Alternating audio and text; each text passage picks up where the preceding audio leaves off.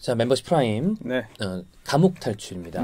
자, 감옥 탈출은 네. 사실 여러 가지 사건들이 언제나 많지만 이번 주는 안 할 수가 없죠. 네. 정말 수많은 미디어들이 다루고 있고 그다음에 선배님도 또 탐정선수에서도 이미 다루셨고 그렇죠. 이거 관련해서는 또 많이 연락들이 와서 선배님이 다른 뭐 줌으로도 이제 또 방송을 하신 바가 있는 KBS에 많은 사람들이 주목하고 있는 이은혜 그러니까 가평 계곡살인 사건 이 범인으로 지금 용의자로 지목이 되고 있는 요 이야기를 좀 해보려고 합니다. 가평 계곡 살인 사건.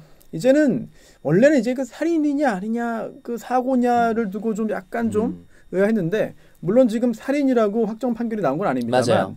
검찰이 살인으로 입건을 해가지고 지금 피의자 신문까지 진행하던 중이었기 때문에 가평 계곡 살인 사건이라고 불러도 큰 무리가 없을 것 같습니다. 지금 상황에서는 저희가 뭐 막 달려들지 않고 항상 최대한 좀 객관적으로 보고 노력을 하는데 그렇죠. 그래도 계곡 살인 사건이라고 부를게요. 그래도 네. 틀리지 않은 것 같습니다. 네네. 사실 오늘 이거를 잡은 이유는 잡힐 줄 알았어요. 그러니까. 네, 저희가 주 초에 이제 계획을 짜면서 이거 오늘 녹화할 때쯤이면 잡히지 않을까라고 생각했는데 잡히지 않았습니다. 생각보다 그리고 좀 어려워 보여요. 이 마스크 쓰고 이러는 게. 그러니까요. 그리고 이렇게 보면 정말 그냥 아주 평범한 이 요런 쪽이잖아요. 네, 마스크 쓰면 더 평범해 보이는 그러니까, 거야. 남녀 모두 다 그런 건데 이 사건의 어떤 그 개요라든지 이런 거는 이미 많이 접하셨을 거예요. 그래서 아주 짧게만 훑어보면은 2019년 6월 30일에 이제 남편이 사망한 거죠. 가평경찰서에서 이거 사람이 죽었네? 무슨 범죄 혐의 있나라고 내사를 했습니다만 단순 익사, 사고사로 보고 내사 종결했습니다. 그러니까 이 아내 이은혜가 보험금을 청구했어요. 네. 이제 8억 원. 그리고 혼인신고한 지 그 5개월 안에 집중적으로 가입을 한 겁니다. 이거 청구했습니다만 보험사가 거절했습니다. 그럼 보험사도 살인이라고 의심했느냐? 그건 아닙니다. 아니고. 보험사는 처음에 자살을 의심했어요. 또 실제로 자살하기 위해서 등산용 로프를 산 기록도 있고요. 네. 그러자 SBS에 제보를 하죠. 그거 잘 알고 싶다가 보험사의 횡포를 좀 이거 취재해달라. 나 너무 억울하다. 이게 이런 식으로 나비 효과가 돼서 본인한테 날아올 거라고는 생각을 못했겠죠. 그때 이게, 보면. 그러니까요. 이거를 두 가지 측면으로 볼 수 있어요. 첫 번째, 진짜 억울한 사람이었다. 정말 얼마나 억울하면 이렇게 했겠느냐. 의심받을지 모르는 걸 감수하더라고. 또는 세상을 너무 쉽게 본 거 아니야. 그러니까 진짜 정말 만만하게 보고 이렇게 뻔뻔할 수가 있나라는 생각이 드는. 그 후자로 볼 수 있는 정황들이 계속 나오고 있고요. 그렇죠. 지금도 나오고 있습니다. 그거를 모아서 말씀을 드릴게요.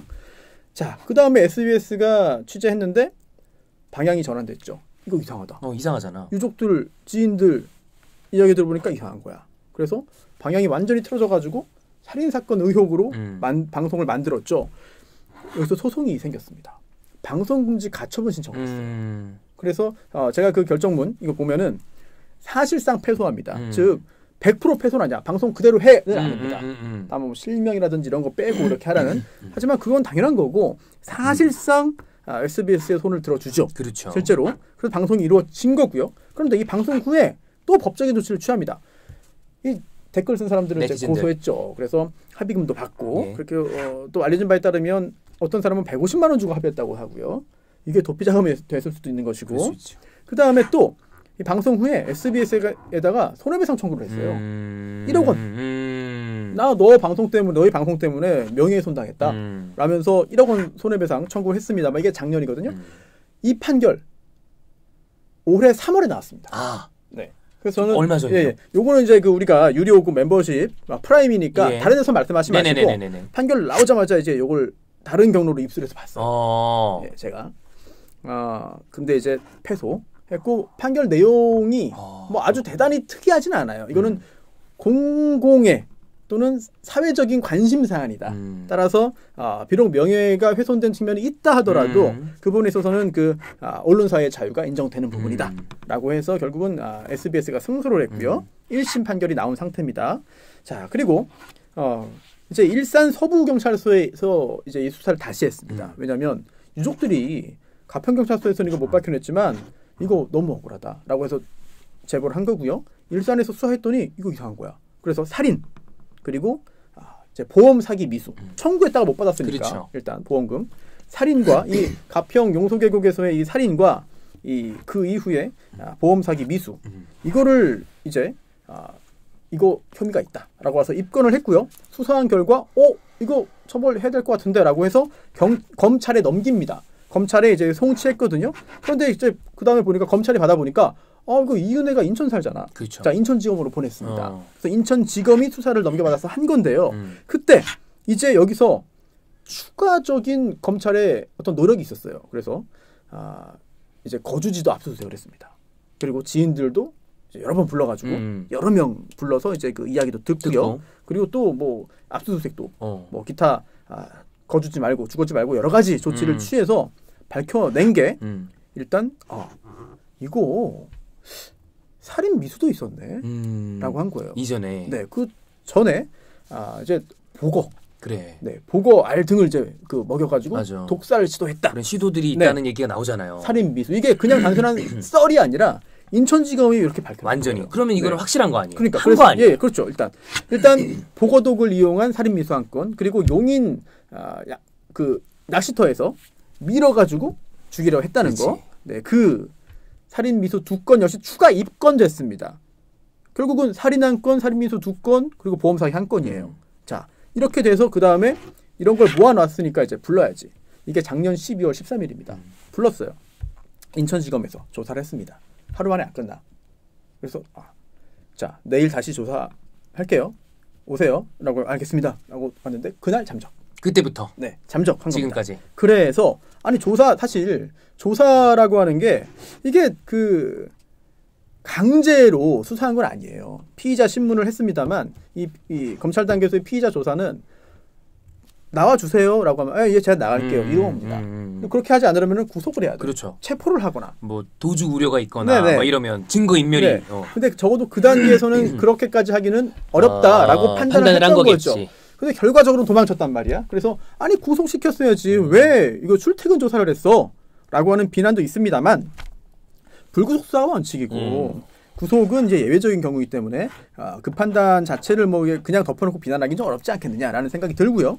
하지만 이제 두 번째 조사 그 다음 날 하자고 했는데 안 온 거야. 그래서 이것도 짐작입니다만 요즘에 심야 조사를 잘 안 합니다. 그리고 심야 조사 뭐 밤에 하더라도 새벽까지 막 알밤 새워서 안 하고요. 네. 그리고 밤에 조사하더라도 동의서 받고 해요.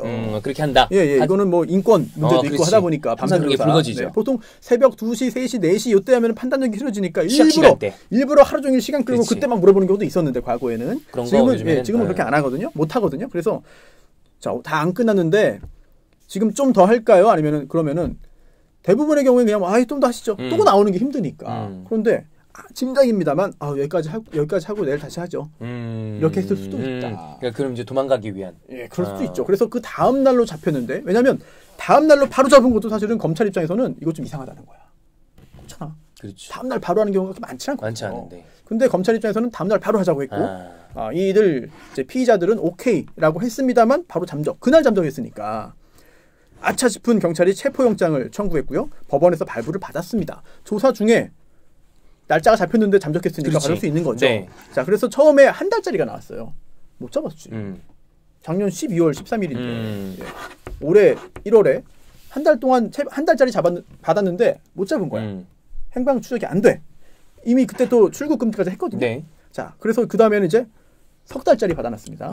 그거 이제 얼마 있다 또 만료가 되는 거예요. 기간이. 자, 이런 상황에서 안 되겠으니까 이제 며칠 전에 이제 지명 수배한 거죠. 네, 전환을 했죠. 네, 얼굴도 공개하고. 그래, 다 나왔잖아. 네, 이름도 공개하고 한 건데요. 그래도 아직까지 못 잡습니다. 저는 이렇게 얼굴 공개되고 이름 공개된 순간 며칠 내로 잡지 않겠느냐. 저도 그렇게 생각했어요. 이거 요즘 세상에 잡히겠다. 그렇게 생각을 해서 이 날짜를 잡아놨는데 아직까지 잡히지 않았기 때문에 뭔가 결정적인 변화는 없다라고 할 수 있겠는데 하지만 그래도 드릴 말씀은 있어요. 이게 뭐냐면 전 남자친구들에 대한 여러 가지 의문들 나오고 있죠. 네. 이게 스쳐 지나가면 죽는 거야. 그렇지. 이게 과연 대단한 우연이냐 아니면 죽인 거냐. 이 부분 알 수 없죠 지금으로서는. 근데 이 부분도 수사를 하고 있다고 합니다. 그래서 인천 석바위 이제 석바위라고 하니까 어떤 방송에서는 정말 무슨 갯바위처럼 인천 석바위라고 하니까 해안에 있는 그런 뭐 바위로 생각을 해가지고 그렇게 얘기를 하는 방송을 봤어요. 아니잖아요. 전혀 아니죠. 예, 인천 사람으로서 인천 석바위는 그냥 지명입니다. 그래. 지명이고요. 근데 이제 좀 사실 완전 오리지널 인천 중에 하나 아니에요. 저기도. 네네. 그렇죠. 예, 이게 부평은 아닙니다만 약간 9월동 언저리로 이렇게 볼 수 있는 거죠. 예. 자, 여기에서 차량에 동승하고 있던 남자친구가 사고를 내가지고 죽었다. 동승하고 있던 이은혜가 보험금을 받았다. 뭐 이런 건데 보험금 받았는지 여부는 확인이 안 됐거든요. 그래서 그 전에도 이거는 뭐 혼인신고 해가지고 뭐 그 남편 보험금 받은 게 아니라 동승자 보험이다라는 말도 있었고 하지만 지금 최근 보도를 보면은 보험금을 이은혜가 받았는지 여부를 확인하고 있대요. 확인 중. 네, 그래서 그 정도로 보시면 될 것 같고요. 네. 그리고 두 번째, 그 후에 파타야, 태국 파타야에서 스노클링하던 당시 또 남자친구가 죽었어요. 자, 이거 굉장히 공교롭죠. 네, 우연일 수도 있는 거야. 하지만 그래서 이거 관련해서도 보험금 받았다, 뭐 이런 얘기가 있었거든요. 하지만 이거는 아닌 걸로 확인됐습니다. 이건 아니구나. 네네. 특히 당시에 그 태국에서 부검이 이루어졌습니다. 네. 그래서 변사니까. 그래서 2장짜리 부검 기록이 있는데 이거 태국에서 우리 경찰이 협조 받았어요. 이거 분석하고 있습니다. 하지만 그것만 본다고 해서 이상하게 나올까라는 생각이 들기도 하고 그리고 보험금 관련해서는 당시 그 사망한 이제 남성의 형제가 이제 언론에 얘기를 한 거죠. 당시 보험금은 우리 아버지가 받았다. 가족이 받았구나. 예, 근데 이제 아버지가 받은 거랑 또 여자친구가 받았을지 그것도 뭐 완전히 뭐 서로 둘 중에 하나만 성립하는 건 아니니까 혹시 모르겠는데 그래도 그 보험금은 우리 아버지가 받았기 때문에 뭐 나머지는 잘 모르겠다. 그래서 이 두 건은 이은혜가 보험금을 받아 챙겼는지 몰라요. 아직까지. 네. 뭐 당연히 받았겠지 이건 아닌 것 같습니다. 그래서 정말 확률은 아주 극히 희박하겠지만 우연의 우연일 수도 있는 그럴 거야. 수도 있어. 맞아. 알 수 없는 거니까. 우리가 이 수호 미스터리 극장 그리고 또 프라임에 있는 감옥 탈출을 통해서 항상 편견 없이 그렇게 봐야 되더라고요. 네, 그렇게 보자고 우리가 몇 년째 노력을 하고 있으니까요. 그렇지. 이거 역시 굉장히 봐야지. 의문이 들고 의심이 들고 의혹이 있습니다만 그런 식의 접근을 좀 해야 될 것 같아요. 강한 의심이 들지만 엄청나게 의심되지. 예. 그리고 또 하나 새로우게 등장한 소식들이 있죠. 공범이 한 명 더 있다. 이거는 도피와 관련해서도 이제 연결되는 거잖아요. 심지어 그 공범이 당시 다이빙을 같이 한 남성이다. 왜냐하면 7명이 당시에 같이 여행 갔어요. 가평 계곡에. 그리고 7명이 다 이은혜 지인입니다. 그렇잖아요. 근데 그 중에 남녀 한 쌍이 이제 추워지니까 이제 주차장으로 가고 5명이 남았는데 여성 2명, 이은혜 포함 여성 2명, 남성 3명이에요. 여기에서 다이빙 하자라고 이은혜가 제안을 했고요. 날이 어두워지는데 수영을 잘 못하고 물을 무서워했던 이 남편이 싫다고 했는데 그럼 내가 뛴다. 이은혜가 하니까는 또 남자 자존심. 네, 내가 할게. 네, 내가 할게. 알았어, 할게.라고 해서 건너간 거예요 계곡으로. 뛸 수 있게 바위 쪽으로. 남자 3명입니다. 네.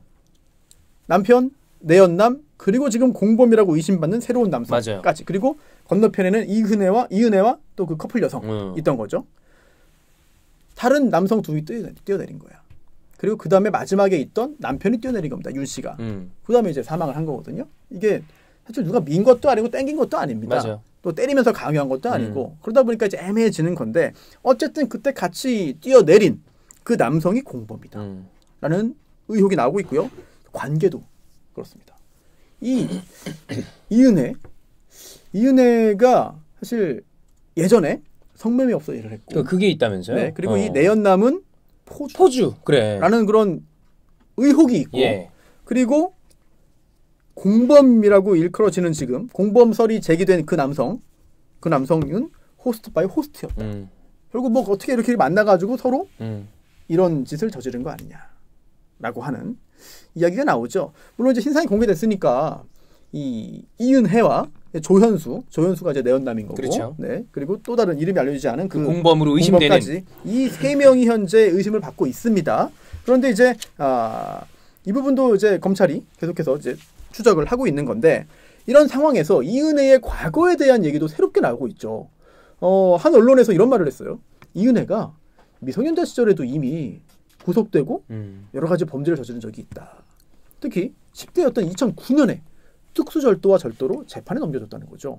2008년과 9년 사이에 인천에서 조건만남 할 것처럼 하면서 남자를 모텔로 유인한 다음에 훔쳐가고 남자가 샤워하는 동안에 훔쳐 도망가. 이런 거 많다 그러잖아요. 이거는 뭐 굉장히 많았던 그런 거죠. 근데 이때는 혼자 있다는 거야. 혼자. 또는 이제 그 대부분 혼자 있고 몇 차례는 또래 친구, 동성 친구하고 했다는 건데 이거 합해보니까 약 400만 원이었다. 걸린 것만 400만 원이었다는 거고요. 구속이 됐어요. 그리고 이때 이 나이에 구속이 됐다는 얘기는 죽어가면 부정했을 수도 있는 것이고, 네, 여러 가지 좀 도주의 우려가 있었을 것으로 보입니다.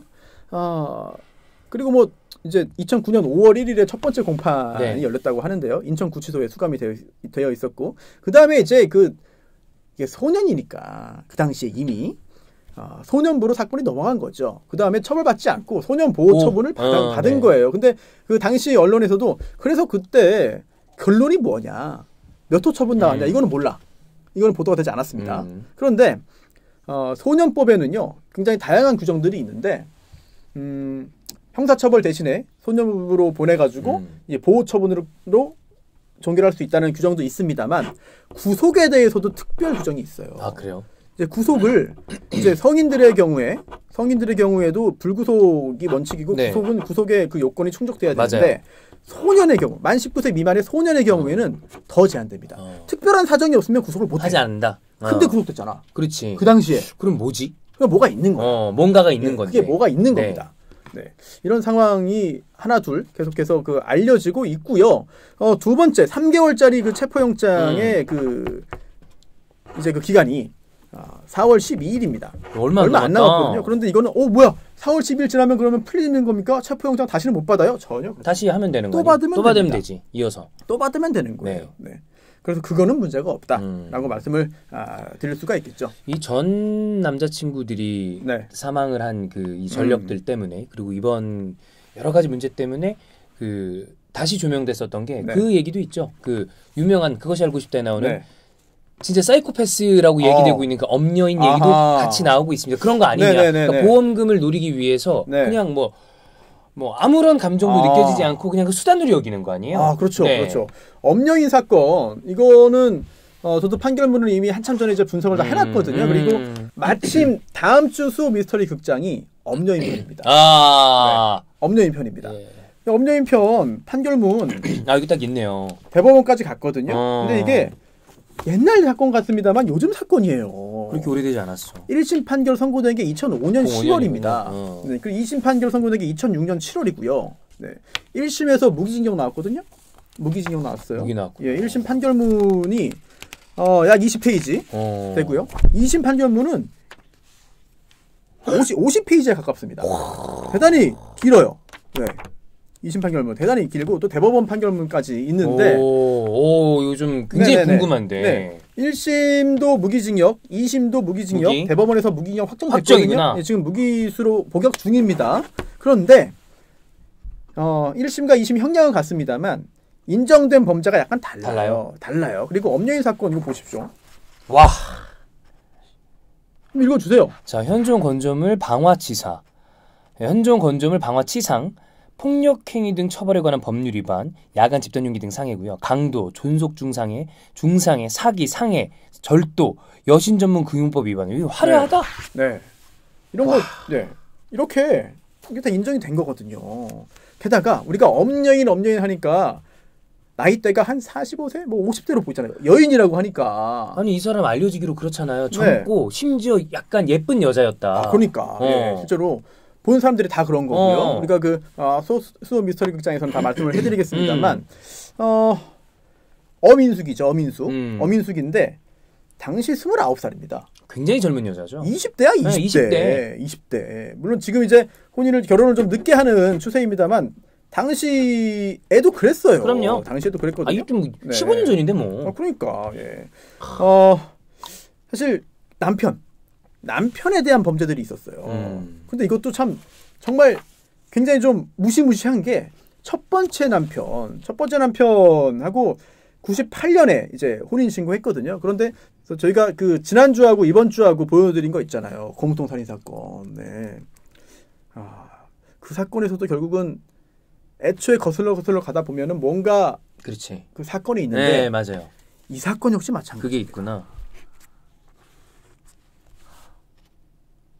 저는 이건 아예 모르는 거였어요. 네, 그렇죠. 그렇구나. 네. 그래서 판결문을 보면은 이런 게 나와요. 네. 그래서 어쨌든 그 후에 행위가 정당화되는 건 그건 전혀 아닙니다. 근데 아니지만 저는 아예 모르던 사실이었어요. 네, 그러니까요. 자, 그 후에 첫 번째 남편이 2002년에 죽거든요. 27살입니다. 27살에 죽어요. 첫 번째 남편이. 그런데 이 범죄 행위들을 보세요. 정말 놀랍습니다. 지금 나와 있는 게 같은 달, 네, 같은 해에 또 계속해서 이런 얘기를 하는데 와, 뭐야, 와. 예, 약 먹여서 뭐 뇌진탕 걸리게 하고요. 또 약 먹여가지고 또 밀어서 뇌진탕 걸리게 하고요. 그 다음에 불구에 이르게 하고 약 먹인 다음에 오핀으로 눈을 찔러서 눈을 멀게 합니다. 이게 그 유명한 그게 있습니다. 엄연과 관련된 그것이 알고 싶다 스크린샷 이렇게 있는데 주변 사람들이 이렇게 돼 있고 그쵸. 실명, 사망 뭐 이렇게 막 있는 거. 그 표가 유명하잖아. 그쵸. 심지어 얼굴에 끓는 기름 부어가지고 화상 입히고 약 먹인 다음에 하는 거예요. 그 다음에 주방용 칼로 배를 찔러서 간 열상을 가하고 그 다음에 날말하면 또 배를 찔러서 이번엔 장간막 파열. 이 장간막 파열이 뭐냐면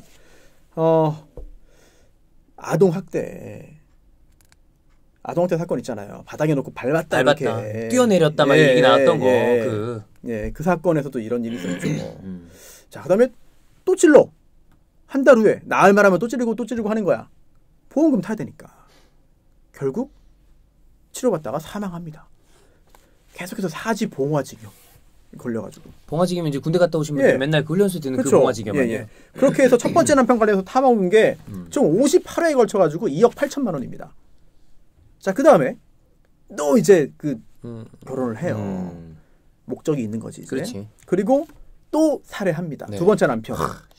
첫 번째 남편 죽고 11개월 후에 두 번째 남편이 죽어요.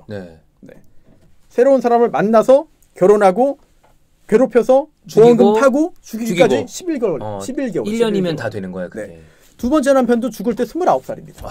지금 저희 직원들이 다 그 정도 나이에요. 그러니까. 얘는 완전 애들이거든. 그래. 그러니까. 두 번째 남편도 비슷해요. 약 먹어가지고 또 밀어. 골절상. 또 약 먹인 다음에 눈 찔러.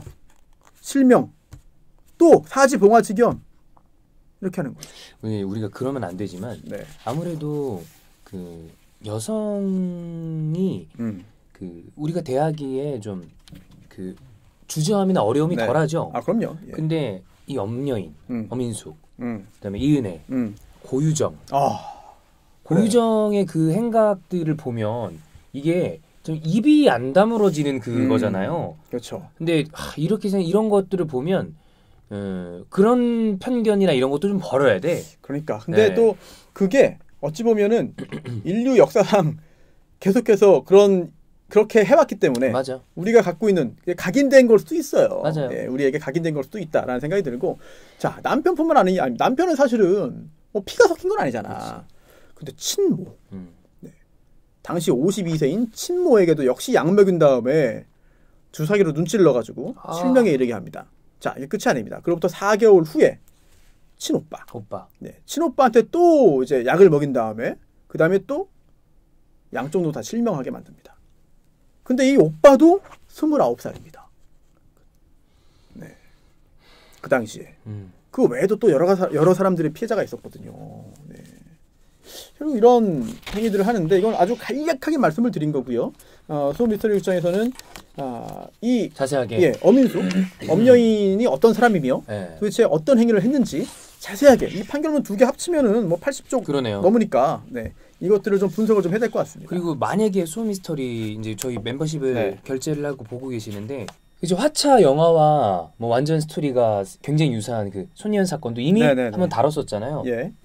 저는 그렇죠. 이제 멤버십 결제하신 다음에 생각보다 이제 시간이 없고 그러니까 다 못 보시는 분들이 많더라고요. 이거는 저는 쭉 한 번은 보시기를 꼭 추천드립니다. 그리고 우리가 그 소미스터리 극장 그동안 이제 여러 편을 하면서 이제 쌓였잖아요. 정말 60편 넘었으니까 이것들 리스트를 한번 정리해가지고 한번 좀 공지하는 것도 좋지 않을까. 저 그거 필요하다고 생각합니다. 그 중에서 또 임 감독이 뽑은 베스트 5는 또 별표를 좀 하고 또 종윤이가 뽑은 5개도 좀 표시를 하고 저도 또 이렇게 해가지고 이거 좀 말씀을 드리면 좀 의미가 있지 않을까 싶어요. 그렇습니다. 어쨌든 일단 이 사람은 빨리 잡혀야 됩니다. 빨리 잡혀야죠. 이은혜는 빨리 잡혀야 되고 그리고 좀 뭐가 진실인지 진짜 궁금하고 그러니까요. 그리고 그것과 또 지금 유사한 이야기 때문에 다시 수면 위로 떠오르고 있는 이 엄인숙 사건 관련돼서는 다음 주 소미스터리 극장에서 좀 자세하게 보실 수 있지 않을까 생각이 듭니다. 자, 주간 감옥 탈출 여기서 마무리를 하고 소미스터리 기장까지 함께 쭉 같이 하시면 되겠습니다.